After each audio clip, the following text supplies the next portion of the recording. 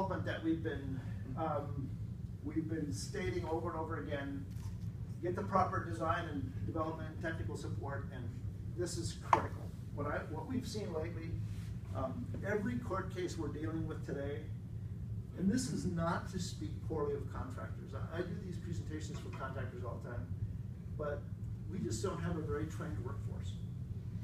I can tell you when we go out in the field that when we ask them questions, they don't understand how to install windows is a great example. I mean, when I was in Dallas 2 weeks ago, I asked the contractor, I said, I know this is unusual for a consultant, can I install the window? He goes, are you serious? I said, please, let me just install one window for you. And so after I did it, he goes, so that's how they do it. So it gives you an idea. By the way, we had one building done in that apartment complex out of probably 15 buildings. One was already done, completely wrong.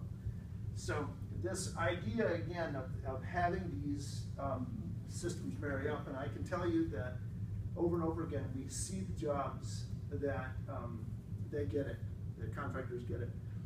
You'll find out also that the AIA and the AGC about 6 years ago, both organizations talked to each other about having more and more peer reviews, more and more building envelope consultants. And I'm not just selling our own fees here, just to stay out of the courtroom. Because it was obviously the 2 studies that were done. Hey, Jerry. Yeah. It seems like, in that process, you can get ahead of the game by, having really serious systems mocked up, and then you got to review that mock-up before they actually finish the whole building, and then you have to go. Well, it's not retroactively. It's not you guys, it's us. It's us, I know, but in the space, we spent these mock-ups that, have to get approved before they, start building the whole thing out. So that, I don't think we utilize mock-ups as much as we should.